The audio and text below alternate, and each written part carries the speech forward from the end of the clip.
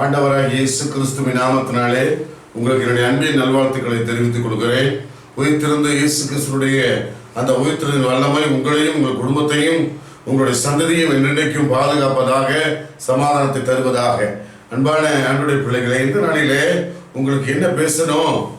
ஒருவேளை இந்த டெய்லி போகிற செய்தியை நம்ம நிறுத்திடலாமா அப்படின்னு சொல்லி நான் யோசித்து கொண்டே இருந்தேன். ஆனால் ஆண்டவர் பரிசுத்த ஆவியானவர் நேற்று தினத்தில் என்னோடு கூட புதிய ஏற்பாட்டினுடைய அந்த உபதேசம் என்ன என்பதை சரியாக சொல்ல வேண்டும் என்று ஆண்டவர் உணர்த்தினார், என்னை பணித்தார்.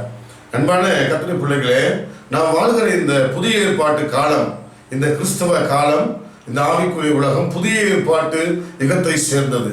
எனவே ஒவ்வொரு யுகத்திற்கும் தேவன் தம்முடைய வார்த்தைகளுடைய வல்லமையை, வெளிச்சத்தை அதிகப்படுத்திக் கொண்டே வருகிறார். அந்த வகையில் இந்த புதிய ஏற்பாட்டிலே நிறைய வசன வெளிச்சங்களை தேவன் தந்து கொண்டிருக்கிறார். அதிலே நிறைய கள்ள உபதேசங்களும் வருகிறது. அன்பான கர்த்தருடைய பிள்ளைகளே, எப்போதுமே இந்த கள்ள உபதேசம், வார்த்தைக்கு விரோதமாய் தவறாய், தேவசனத்துக்கு தவறாய் சித்தரித்து காட்டுவது கள்ள உபதேசம். அன்பான கர்த்தருடைய பிள்ளைகளே, இது ஆரம்ப நாட்கள் தொடங்கி வந்து கொண்டே இருக்கிறது. பவுலின் நாட்களிலும் அது இருந்து கொண்டே இருக்கிறது. அன்பான கர்த்தருடைய பிள்ளைகளே, இந்த நாட்களில் அது இன்னும் தலைதூக்கி தலைவிரித்தாடுகிறது.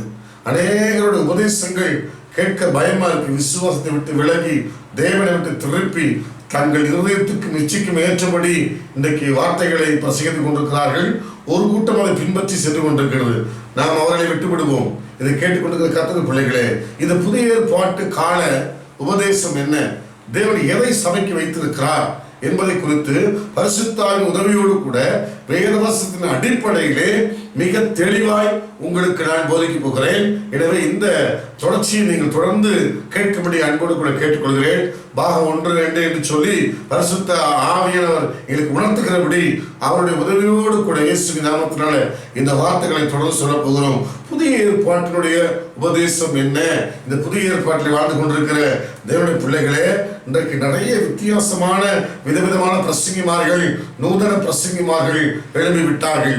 வசனத்தினுடைய சத்தை சரியாய் ஜனங்களுக்கு இன்ஜெக்ட் பண்ணாம வசனத்துடைய மேற்பகுதியை காட்டி அவர்கள் ஓடிக்கொண்டிருக்கிறார்கள். அப்போ சொன்ன பவுல் சொன்னா, நாங்கள் தேவனுடைய வசனத்தை கலப்பாய் பேசாமல் துப்பரவாக தெளிவாக தேவனால் எனக்கு அருளப்பட்ட பிரகாரம் தேவ சன்னதியில் பேசுகிறோம் என்று இதை கேட்டுக்கொண்டிருக்கிற கர்த்தருடைய பிள்ளைகளே, கடைசி திரும்ப நான் சொல்றேன், ஒவ்வொரு கர்த்தருடைய பிள்ளைகளையும் வேத வசனத்தை தெளிவாய் அறிந்து வைத்திருக்க வேண்டும்.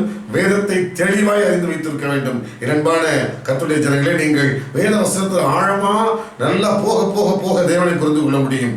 சத்துருவை கண்டுபிடிக்க முடியும். தந்திரமானுடைய நடவடிக்கைகளை நீங்கள் மிக எளிதாக கண்டுபிடிக்க முடியும். சாத்தானுடைய வல்லமை நீங்க கண்டுபிடிச்சிடலாம். ஆனா அவனுடைய தந்திரத்தை கண்டுபிடிக்கிறதுக்கு நீங்க வசனத்துடைய ஆழங்களுக்கு போய்தான் ஆகணும். இல்லைன்னா அவன் உங்களை ஏமாத்திடுவான். ஏன்னா ஆதி நாள் கொண்டு அவன் இருக்கிறான், அவனுக்கு தெரியும். அவன் வசனத்தை பற்றி உங்களை என்னோட ஒரு பொருளை அறிஞ்சு வச்சிருக்கிறான். ஆனா அவன் என்ன, அவன் பொய்யன், அதை பொய்யாத்தான் சொல்லுவான். நமக்குள்ளே பரிசுத்த ஆவியானவர் வாசம் பண்ணுகிறபடியால் இந்த வேதத்தை எழுதி பரிசுத்த ஆவியானவர் அதை பிதாவுடைய இருதயத்துக்கு ஏற்றார் போல, இயேசு கிறிஸ்துவை போல அந்த வசனத்துக்கு நம்ம நடத்தி விடுவார். எனவே நீங்கள் அந்த கடைசி நாட்களில் வேத வசனத்திலே வளரும்படி உங்களை அன்பாய் கேட்டுக்கொள்கிறேன். உங்கள் பிள்ளைகளை வேத வசனத்தில் வளர்த்து விடுங்கள். உங்கள் நண்பர்களை பார்க்கிற போதெல்லாம் நீங்கள் கேள்வி கேளுங்க. இன்றைக்கு பைபிள் படித்தாயா? எவ்வளவு பைபிள் படிச்சிருக்கே? இந்த கேள்விகளை கேட்டுக்கொண்டே இருங்கள். வேத வசனங்களை நீங்கள் அதிகமாய் பகிர்ந்து கொள்ளுங்கள். கர்த்தர் உங்களை ஆசீர்வதிப்பாராக. புதிய ஏற்பாட்டின் உபதேசம் என்ன? பாகம் 1 இன்னைக்கு முதல்ல தான் பேச போறேன். அந்த பாகம் 1 முதல் முக்கியமான விஷயத்தை பகிர்ந்து கொள்ள போகிறேன். என்னோட நீங்கள் 1 கொரிந்தியர் 1ஆம் அதிகாரம் 2ஆம் வசனத்தை நாம் படிப்போம். 1 கொரிந்தியர் 1ஆம் அதிகாரம் 2ஆம் வசனம். கொரிந்துவிலே கிறிஸ்து இயேசுவுக்குள் பரிசுத்தமாக்கப்பட்டவர்களாயும் பரிசுத்தவான்களாகும்படி அழைக்கப்பட்டவர்களுமாய் இருக்கிற தேவனுடைய சபைக்கும் எங்களுக்கும் தங்களுக்கும் ஆண்டவராய் இருக்கிற நம்முடைய கர்த்தராகிய இயேசு கிறிஸ்துவின் நாமத்தை எங்கும் தொழுகிற அனைவருக்கும் எழுதுகிறதாவது. நன்றாய் கவனியுங்கள். இதுல ஒரு சத்தியத்தை பவுல் எழுதுற, புதிய ஏற்பாடு உபதேசத்தை எழுதிட்டு 2 காரியம் சொல்லி, தேவனுடைய சபைக்கும் இயேசுவின் நாமத்தை எங்கும் தொழுகிற அனைவருக்கும் அது எழுதுறாராம். என்ன எழுதுறாராம்? அதை நம்ம படிப்போம். அந்த வசனத்தை 2ஆம் வசனத்தை, கொரிந்துவிலே கிறிஸ்து இயேசுவுக்குள் பரிசுத்தமாக்கப்பட்டவர்களாயும் பரிசுத்தவான்களாகும்படி அழைக்கப்பட்டவர்களாயும். நன்றாக கவனியுங்கள். பரிசுத்தமாக்கப்பட்டுட்டோம், பரிசுத்தவான்களாகபடி அழைக்கப்பட்டிருக்கிறோம். எங்க? திருச்சபை. அப்ப திருச்சபை தேவனுடைய நாமத்தை தொழுது கொடுக்கிறவர்கள் இந்த 2 கூட்டத்தாரும் என்ன செய்யணுமா? எதுக்கு அழைக்கப்பட்டிருக்கிறோமா? பரிசுத்தமாக்கப்பட்டுட்டோம், பரிசுத்தவான்கள் ஆகும்படி அழைக்கப்பட்டிருக்கிறோம். நன்றாய் கவனியுங்கள். புதிய ஏற்பாட்டினுடைய முதல் உபதேசம் என்ன? நாம் பரிசுத்தமாக்கப்பட்டு விட்டோம். இயேசு கிறிஸ்துவின் இரத்தத்தினாலே, உலக தோற்றம் முதல் அடிக்கப்பட்ட வண்ணமாய் இருக்கிற ஆட்டுக்குட்டியோட இரத்தத்தினாலே நாம் பரிசுத்தமாக்கப்பட்டு விட்டோம். ஆனால் நாம் பரிசுத்தவான்களாகும்படி அழைக்கப்பட்டிருக்கோமா? இது எனக்கு ஒரு மாதிரி குழப்பமா இருக்குல்ல. ஒரு புரியுற மாதிரி சொல்றேன். உங்களுக்கு ஐஏஎஸ் பட்டத்தை கொடுத்து கலெக்டர் ஆக்கியாச்சு, கையில அதுக்கு உண்டான அதிகாரத்தை கொடுத்தாச்சு. அப்புறம் இப்ப நீங்க கலெக்டருக்கு ஏற்ற மாதிரி உங்களுடைய நடவடிக்கைகளை, பேச்சுக்களை, தோரணைகளை, பழக்க வழக்கத்தை மாத்திக்கணுமா? புரியுதா உங்களுக்கு? பரிசுத்தமாக்கப்பட்டு விட்டோம், ஆனால் பரிசுத்தவான்களாக அழைக்கப்பட்டிருக்கோம். இதான் முதல் உபதேசம். புதிய ஏற்பாட்டுடைய முதல் உபதேசம் என்னன்னா, நீங்கள் பரிசுத்தமாக்கப்பட்டு விட்டீர்கள். நாமளே பரிசுத்தமாக முடியாது. நம்முடைய நீதி அழுக்கான கந்தைகள். ஆனால் ஆண்டவராகிய இயேசு கிறிஸ்துவின் நீதியினாலே, அவர் நமக்காய் பலியிடப்பட்டதினாலே, அந்த நீதியின்படி, அந்த இரத்தத்தின்படி பிதாவாகிய தேவன் பரிசுத்த ஆவியினாலே, இயேசு கிறிஸ்துவின் இரத்தத்தினாலே, நாமத்தினாலே நம்மை கழுவி பரிசுத்தமாக்கி விட்டார். நாம ஆல்ரெடி பரிசுத்தமாக்கப்பட்டு விட்டோம். இயேசு கிறிஸ்துவின் நாமத்தை விசுவாசத்தை ஏற்றுக்கொண்ட ஒவ்வொருவரும் கழுவப்பட்டு விட்டார்கள், பரிசுத்தமாக்கப்பட்டு விட்டார்கள். அப்படியே சர்டிபிகேட் கையில கொடுத்துறாரு.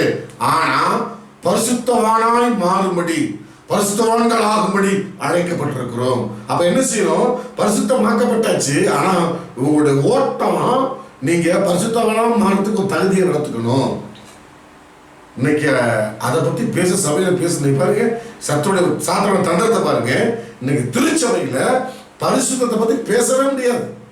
பேசுனா பாச சரியில்லைன்றவன். இன்னைக்கு பரிசுத்தத்தை பத்தி பேசுனா என்ன குத்தி பேசுறாரு பாஸ்டர். என்னத்தான் சொன்னாரு, ஒன்னத்தான் சொன்னாரு. சாத்தா பார்த்தீங்களா? இன்னைக்கு திருச்சபையில சொல்லப்படக்கூடிய முதல் உபதேசம், புதிய ஏற்பாட்டு திருச்சபையில் சொல்லப்படக்கூடிய முதல் உபதேசம், நீ பரிசுத்தமாக்கப்பட்டு விட்டால், ஆனால் நீ பரிசுத்தவனாய் மாற வேண்டும். அதை சொல்ல இன்னைக்கு முடியல. அதை பேசுனா சபையை மாத்துறேன், அதை பேசுனா பாஸ்டர் குறை சொல்றான், அதை பேசுனா பாஸ்டர் குற்றம் சொல்றாங்க. வேற ஏதாவது ஒண்ணு கிடைக்குதா? அதை சகிக்க முடியல. இன்னைக்கு பரிசுத்தத்தை பத்தி திருச்சபையில பேச முடியல. என்பான கர்த்தருடைய பிள்ளைகளே, புதிய ஏற்பாட்டு உபதேசம் என்ன? ஃபர்ஸ்ட் பாகம் ஒன்று நான் சொல்றேன். நீங்கள் பரிசுத்தமாக்கப்பட்டு விட்டீர்கள், அதில் எந்த சந்தேகமும் இல்லை. ஆனா பரிசுத்தவானா அந்த தகுதியை நீங்கள் கொஞ்சம் கொஞ்சமா வளர்த்துக்கணும். திரும்ப சொல்றேன், நீங்க கலெக்டர் ஆக்கியாச்சு. எப்படி பாஸ்டர்? உங்களை ஆண்டவர் கலெக்டர் ஆக்கிட்டாரு, ஐஏஎஸ் பட்டத்தை கொடுத்துட்டாரு. அப்புறம் பாஸ்டர், ஆனா இப்பவே ஐஏஎஸ் படிக்க போறீங்க. இது எப்படி இருக்கு? இப்பதான் கலெக்டர் ஆகிறது ட்ரைனிங் போறீங்க. இதுதான் இந்த வசனத்துக்கு அர்த்தம். என்பான கர்த்தருடைய பிள்ளைகளே, இன்றைய திருச்சபை எதை போதிக்க வேண்டும்? ஜனங்களே, நீங்கள் பரிசுத்தமாக்கப்பட்டு விட்டீர்கள், ஆகையால் பாவம் செய்யலாம் சொல்ல முடியாது. நீ பரிசுத்தமாக்கப்பட்ட, நீ பாவம் செய்யக்கூடாது. ஆனா பரிசுத்தவானாய் மாற வேண்டும். உன் தகுதியை வளர்த்துக் கொள்ள வேண்டும், உன் தகுதியை மாற்றிக்கொள்ள வேண்டும். திரும்ப அந்த வசனத்தை படிக்கலாம். 1 கொரிந்தியர் 1:2. கொரிந்துவிலே கிறிஸ்து இயேசுவுக்குள் பரிசுத்தமாக்கப்பட்டவர்களாயும், பரிசுத்தமாயிட்டோம், பரிசுத்தவான்களாகும்படி, திரும்ப நல்லா கவனிங்க, பரிசுத்தவான்களாகும்படி, பரிசுத்தவானா மாறணும். பரிசுத்தங்கிற பட்டத்தை கற்றுக் கொடுத்துட்டாரு. ஆனால் பரிசுத்தவானா மாறணும், மாறிட்டே இருக்கணும். என்பான கர்த்தருடைய பிள்ளைகளே, புதிய ஏற்பாடு உபதேசம் என்ன தெரியுமா? நீங்கள் பரிசுத்தமாக்கப்பட்டு விட்டீர்கள், பரிசுத்தவான்களாய் ஒரு தகுதியை வளர்த்துக் கொள்ளுங்கள். அப்ப நம்முடைய அழைப்பே பரிசுத்தவானாய் மாறுவதுதான். உங்க அழைப்பே பரிசுத்தவானாய் மாறுவதுதான். அதை விட்டுட்டு இன்னைக்கு நீ ஆசீர்வதிக்கப்பட்டிருக்கிறாய், கர்த்தர் உன் தொழில் ஆசீர்வதிப்பார், நீ பெருகுவாய் பேசிட்டு இருக்கிறாங்க. அந்த பெருக்கத்தை ஆசீர்வாதத்தை ஒரு பகுதியை தான் பேசுறாங்க. அது கடைசி பகுதி. நன்மையும் கிருபையும் என்னை பின்தொடரும். ஆசீர்வாதம் எப்போதுமே லாஸ்ட் சான்ஸ் தான், லாஸ்ட் தான். ஆனா பரிசுத்தம் தான் ஃபர்ஸ்ட். நல்லா கவனிங்க. யோசுவா சொல்றா, நீங்கள் உங்களை பரிசுத்தமாக்கிக் கொள்ளுங்கள், நாளைக்கு உங்கள் கடலிலே கர்த்தர் அற்புதம் செய்வார். 6 நாள் உண்டாக்கினார் எல்லாத்தையும். 7ஆம் நாள் அதை முடிச்ச உடனே அதை பரிசுத்தமாக்கினார். இதை கேட்டுக்கொண்டிருக்கிற தேவனுடைய ஜனமே, புதிய ஏற்பாட்டுடைய தலையாய உபதேசம். நீ பரிசுத்தமாக்கப்பட்டு விட்டீர்கள், ஆனால் பரிசுத்தவான்களாய் மாற வேண்டும். ஏற்கனவே பரிசுத்தம் ஆயாச்சு. அந்த சீல கத்தர் வச்சுட்டாரு, அந்த பட்டத்தை கத்தர் கொடுத்துட்டாரு. ஆனால் அதற்கான தகுதியை நீங்கள் வளர்த்துக் கொள்ள வேண்டும். ஒரு குட்டி சிங்கம் தாயை விட்டு பிரிந்து மானோடு கூட இருந்துச்சான். மான் மாதிரியே புள்ள தின்னு தின்னு தின்னு வளர்ந்து, ஆனா வளர்ந்துருச்சு, பெரிய சிங்கமா வளர்ந்துருச்சு. அதனுடைய பலம், அதனுடைய அந்த குரல் நடை அதுக்கே தெரியல. மான்களோட மான்களா விளையாடிட்டு இருக்குது. ஒரு நாள் இந்த மான்களை வேட்டையாடும்படி ஒரு ஓநாய் வந்தது. அந்த ஓநாயை கண்டது பயத்துல இது கத்தியது. இது கத்தலை கேட்டு சிங்கம் வந்துட்டுன்னு சொல்லி ஓநாய் ஓடிடுச்சு. அன்னைக்குதான் தெரிஞ்சது அந்த சிங்க குட்டிக்கு, நம்ம மானோட வளர்ந்தாலும் சிங்கம் சிங்கம் தான். என்னோட குரல் என் அப்பாவோட குரல் எனக்குள்ள இருக்குது, நான் தான் தகுதியை வளர்த்துக்காம போயிட்டேன்னு சொல்லி அது திரும்ப சிங்க குடும்பம் சேர்ந்துச்சான். இரண்டான கத்திரை பிள்ளை, நீங்க சிங்க குட்டியா மாற்றப்பட்டவர்கள். ஒன்ன மனசுல வச்சுக்கோங்க, நீங்க சிங்கம் தான், ஆனா நரி கூட்டத்துக்குள்ளும் நாய் கூட்டத்துக்குள்ளும் பண்டிகளுக்குள்ளும் இருக்கிறதுனால உங்களுக்கு தெரியல. நீங்க உங்க தகுதியை வளர்த்துக் கொள்ள வேண்டும். அன்பான கத்திரை பிள்ளைகளே, நமது அழைப்பே பரிசுத்தம் தான். திரும்ப அந்த வசனத்தை படிக்கிறேன். கொரிந்துவிலே கிறிஸ்து இயேசுவுக்குள் பரிசுத்தமாக்கப்பட்டவர்களாயும் பரிசுத்தவான்களாகும்படி அழைக்கப்பட்டவர்களாய் இருக்கிற தேவனுடைய சபைக்கு, தேவ சபைக்கு ஒரு அழைப்பு இருக்கிறது. என்ன? நீங்கள் பரிசுத்தவான்களாய் மாற வேண்டும். அதைத்தான் சபை போதிக்கணும், அதைத்தான் சபைகளை சொல்லித் தரணும். தேவனுக்கு என்று பரிசுத்தமாய் வாழ வேண்டும். நம்முடைய இலக்கே பரிசுத்தம் தான். கவனிங்க, ஒரு திருச்சபையுடைய இலக்கு, ஒரு தேவனுடைய இலக்கு என்ன? பரிசுத்தம். அந்த பரிசுத்தத்தை நோக்கி நம்ம ஓடணும். ஒவ்வொரு நாளும் நம்முடைய இலக்கு பரிசுத்தம் என்று இருக்க வேண்டும். அன்பான கத்திரை பிள்ளைகளே, நம்முடைய இலக்கு என்ன? சம்பாதிக்கணும். நம்முடைய இலக்கு என்ன? வீடு கட்டணும். நம்முடைய இலக்கு என்ன? கல்யாணம் பண்ணணும், படிக்கணும், கார் வாங்கணும், பங்களா வாங்கணும். இப்படி நம்ம உலகத்தின் ஆசீர்வாதத்தை இலக்குகளா வைக்கிறோம். ஆனால் பரிசுத்த வேதாகமம், புதிய ஏற்பாட்டு உபதேசம் என்ன? பரிசுத்தமே நமது லக்கு. பரிசுத்தவான்களாகும்படி அழைக்கப்படும் லக்கு அதுதான். அடுத்து பாருங்க, நம்முடைய ஓட்டம் கூட பரிசுத்த ஓட்டம் தான். நம்முடைய ஆவிக்குரிய ஓட்டமே பரிசுத்த ஓட்டம் தான். நம்முடைய பேச்சு பரிசுத்தமா இருக்கணும். நீங்க ட்ரை பண்ணணும். நம்முடைய செயல்பாடுகள் பரிசுத்தமா இருக்கணும்.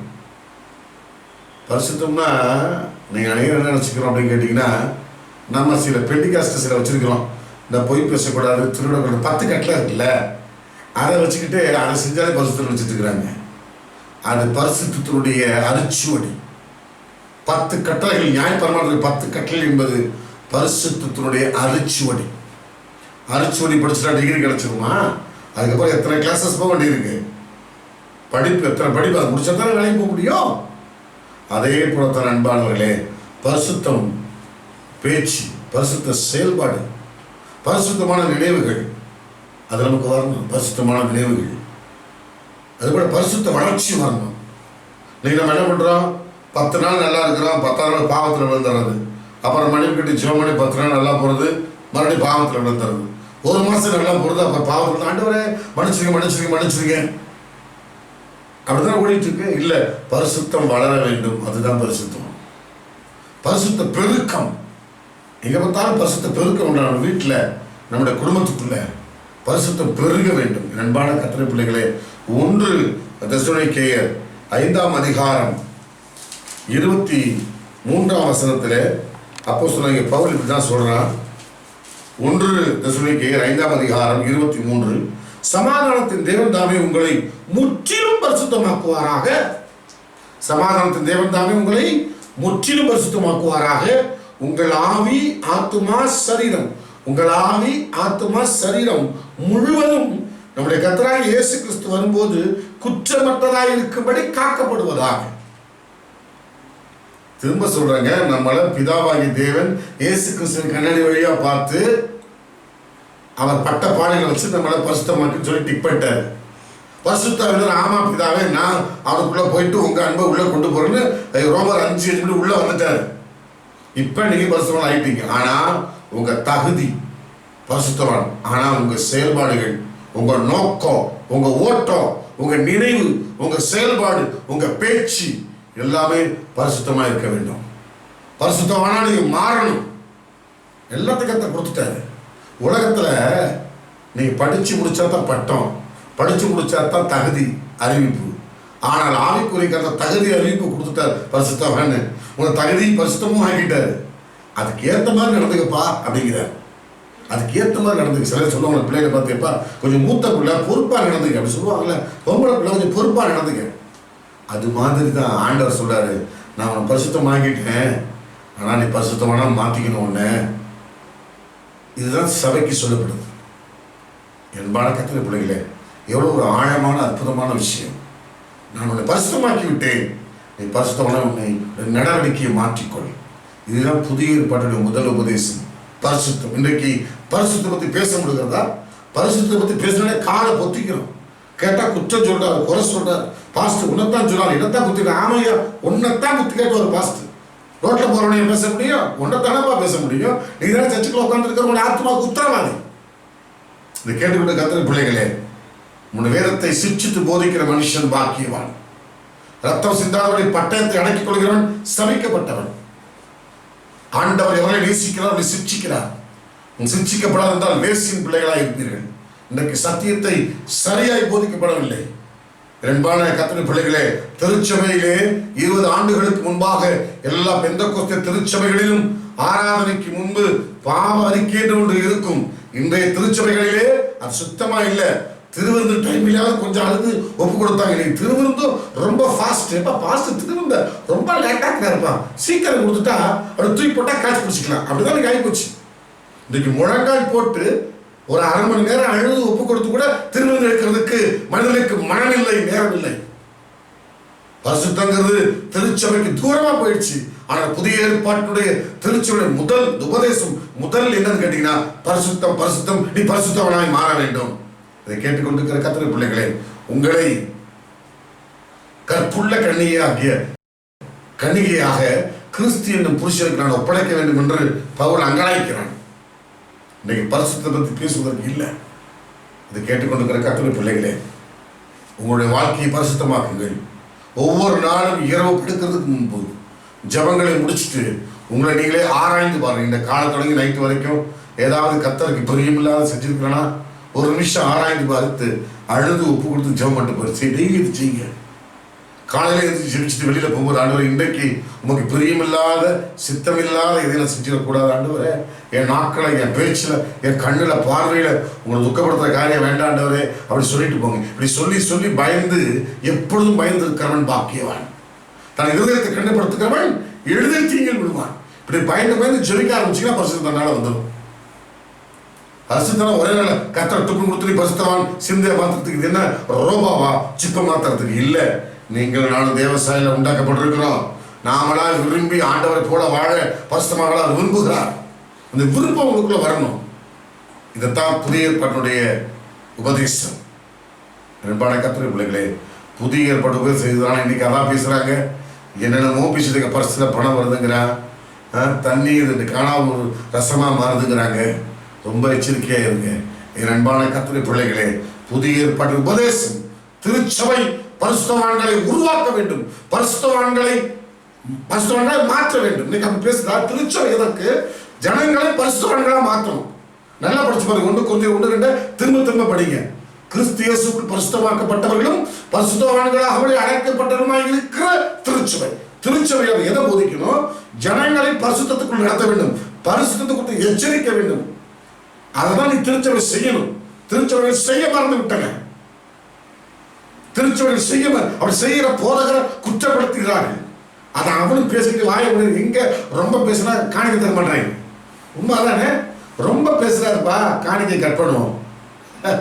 காணிக்கை மட்டும் தான் கட் பண்ண முடியும், வேற ஒன்றும் செய்ய முடியாது. மகனே மகளே, இன்னைக்கு திருச்சபைகளிலே பரிசுத்தத்தை பேச முடியறது இல்லை.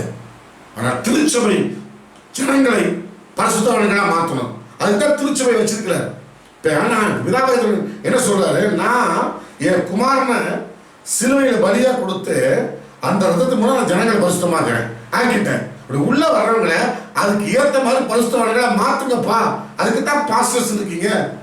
விசுவாசிகளை உங்க சபையில கண்டிச்சு பேச சந்தோஷப்படுங்க. அப்படி கண்டிச்சா அந்த போதகன் புதிய ஏற்பாடு உபதேசத்தை சரியாய் போதிக்கிறான்.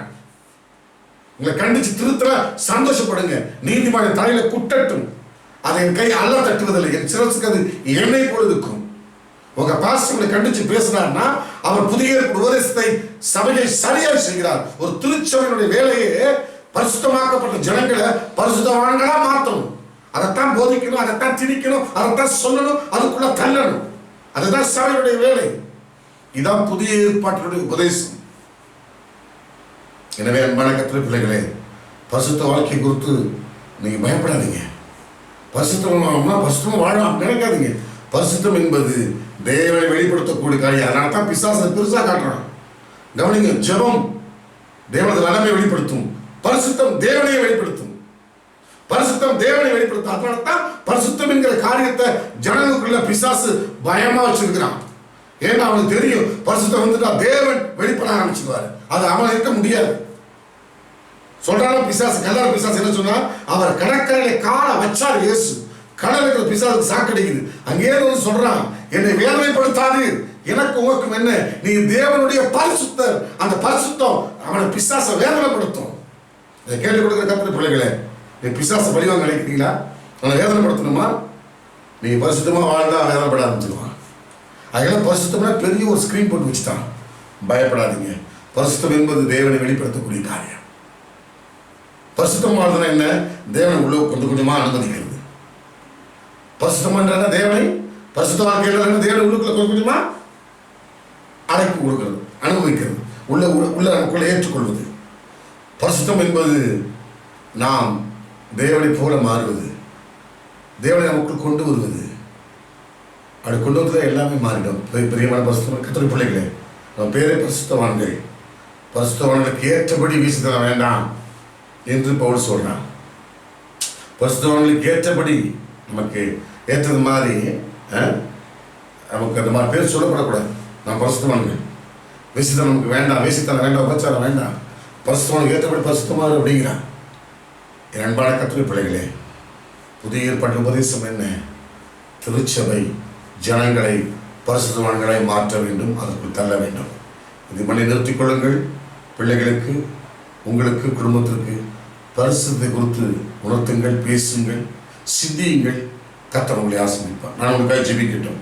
பரிசுத்தமுள்ள நல்ல ஆண்டவரே, புதிய ஏற்பாட்டு உபதேசம் முதலாவது என்ன?